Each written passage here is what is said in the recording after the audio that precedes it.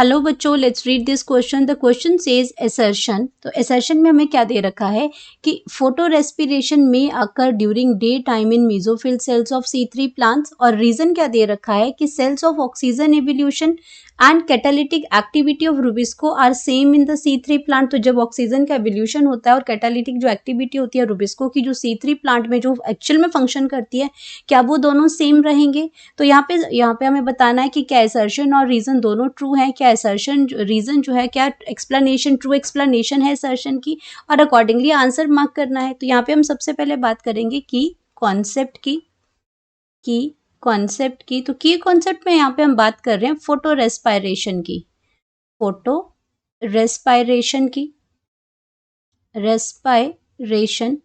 अब photo respiration की अगर हम बात करते हैं तो फोटो रेस्पायरेशन की जो प्रोसेस है ये कहाँ कब होती है? ये आपकी डे टाइम पे होती है। फोटो रेस्पिरेशन जो असर्शन जो हमें दे रखा है कि डे टाइम पे होती है, लेकिन सबसे पहले कि फोटो रेस्पिरेशन होती क्या है। तो फोटो रेस्पिरेशन की अगर हम बात करते हैं तो यहाँ पे क्या होता है कि ये फोटो रेस्पिरेशन, अगर हम ये कहें कि it is a wasteful process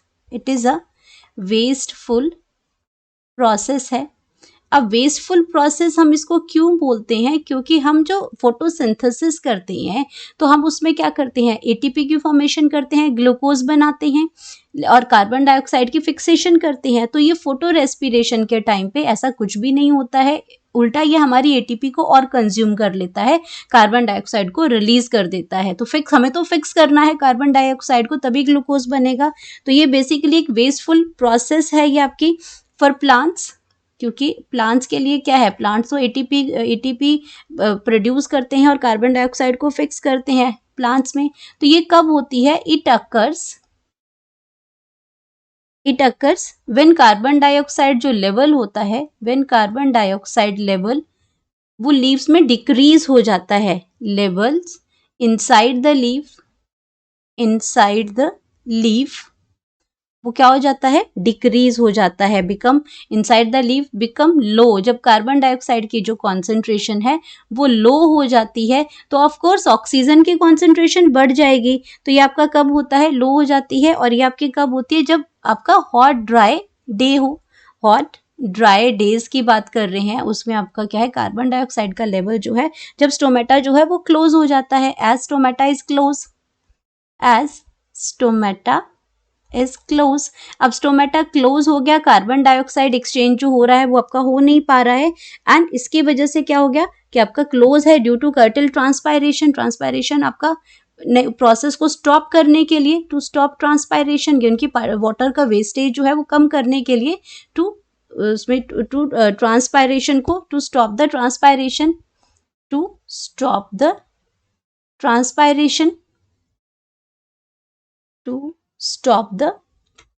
close stomata जो होते हैं is close to stop the water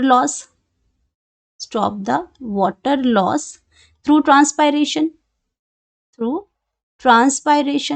तो ट्रांसपायरेशन के थ्रू जो वाटर जो लॉस हो रहा है उसको रोकने के लिए हम क्या करते हैं, स्टोमेटा क्लोज हो जाते हैं तो कार्बन डाइऑक्साइड का कॉन्सेंट्रेशन लो हो जाएगा, ऑक्सीजन का बढ़ जाएगा, और उसकी वजह से क्या होगा आपका कि जो कार्बन डाइऑक्साइड अटैचमेंट जो रुबिस्को जो है हमारी, तो उससे क्या होगा, ऑक्सीजन कॉन्सेंट्रेशन इंक्रीज हो जाएगा, ऑक्सीजन जो है वो कॉन्सेंट्रेशन इंक्रीज हो जाएगा, इंक्रीजेस, और ये क्या होगा, it binds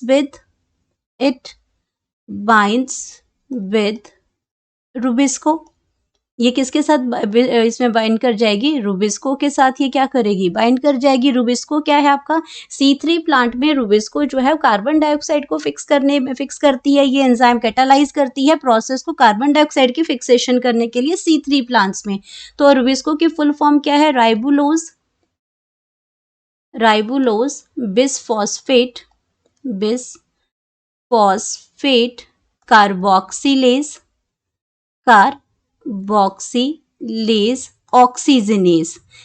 As you can see that जिनेज, इसके नाम में ही आपको पता चल जाएगा कि यहाँ पे क्या है, ये आपका कार्बोक्सिलेज भी है और ऑक्सीजनेज भी है। तो इसकी कैपेबिलिटी है कि दोनों ही कॉन्सेंट्रेशन में, कार्बन डाइऑक्साइड और ऑक्सीजन, जिसकी कॉन्सेंट्रेशन ज्यादा होगी उसके साथ ये बाइंड कर जाएगी। तो कार्बन डाइऑक्साइड का लेवल कम हुआ लेकिन ऑक्सीजन का बढ़ गया, तो इसने क्या किया, ऑक्सीजन के साथ यहाँ पे बाइंड अप कर लिया।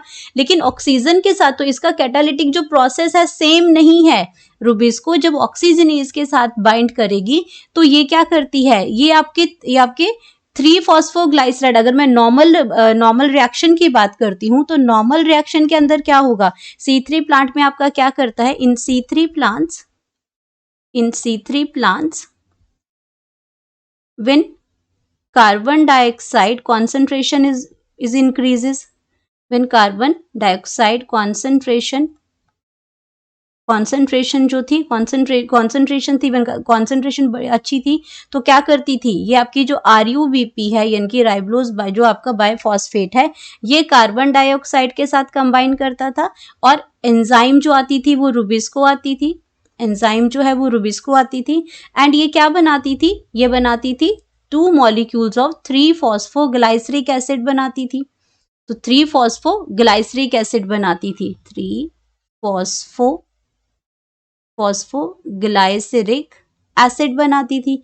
लेकिन ये जब आपकी ऑक्सीजन के साथ सेम नहीं है, ये आपका C3 प्लांट जब आपकी कार्बन डाइऑक्साइड से बाइंड करती थी, लेकिन जब ये क्या कर रही है, when it bind with oxygen, when Rubisco binds with oxygen, तो ये क्या करती है, इट प्रोड्यूस्ड, तो ये क्या प्रोड्यूस करती है, ये आपका instead of 2 molecules of 3 PGA, ये आपकी क्या प्रोड्यूस करेगी, इट प्रोड्यूस 1 molecule ये किसका करती है, 1 molecule ऑफ फॉस्फोग्लाइसिरेट,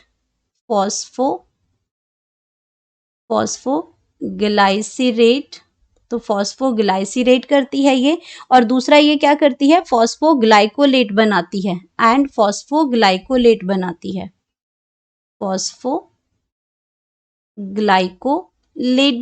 है। तो ये आपका फोटो, और ये इसको हम क्या कहते हैं, फोटो रेस्पिरेशन है, और इसको ये प्रोसेस क्या है, फोटो रेस्पायरेशन है, क्योंकि ये 2 कार्बन कंपाउंड है, फोटो रेस्पायरेशन है, ये आपका क्या है, 2 कार्बन कंपाउंड है, 2 कार्बन कंपाउंड बनाती है, इसलिए इसको हम C2 साइकिल भी कहते हैं, 2 कार्बन कंपाउंड है ये। तो अब रुबिस्को का काम तो डिफरेंट हो गया ना दोनों में, इसमें तो आपका बहुत बढ़िया से 3-फॉस्फोग्लाइसरिक एसिड बनाती है, रिडक्शन करती है, ग्लूकोज बनाएगी, और ये आपका ATP फॉर्मेशन करती है। लेकिन जब ऑक्सीजन के साथ करती है, there is no formation of sugar, और ATP कुछ भी नहीं बनाती है ये। और ATP क्या करती है, ATP कंज्यूम कर लेती है, इसीलिए हम इसको वेस्टफुल गैस कहते हैं, वेस्टफुल प्रोसेस कहते हैं। तो अब अगर हम बात देखें अपने असर्शंस की देखें, तो असर्शन में लिखा है फोटो रेस्पिरेशन में occur during the day time in mesophyll cells, ये बिल्कुल ठीक है। इसमें cells of oxygen evolution and catalytic activity of rubisco are same in C3 plant, नहीं, C3 प्लांट में हमने देखा कि C3 प्लांट में जब कार्बन डाइऑक्साइड के साथ बाइंड करती है तो ATP की फॉर्मेशन भी करती है और ग्लूकोज भी बनाती है, लेकिन जब ऑक्सीजन के साथ करती है तो ये आपका ना ATP बनाती है ना शुगर बनाती है, तो ये आपका गलत हो जाएगा। तो जब आपका A जो है वो आपका करेक्ट है और R जो है आपका फॉल्स है, तो आपके पास ऑप्शन आ जाती है C। तो यहाँ पे हम बात करते हैं ऑप्शन C की। तो बाकी आंसर्स हमारे क्या होंगे, यहाँ पे A और R ट्रू नहीं हो रहा है तो गलत है, यहाँ पे भी ये गलत है, ये आपका करेक्ट है इसमें, और A जो है फॉल्स है, R ट्रू, ये भी गलत है, बोथ A और R फॉल्स, ये भी गलत है। तो यहाँ पे करेक्ट ऑप्शन हमारे पास आ गया, करेक्ट ऑप्शन वो आ जाएगा हमारे पास C। Hope you understood it well, best of luck.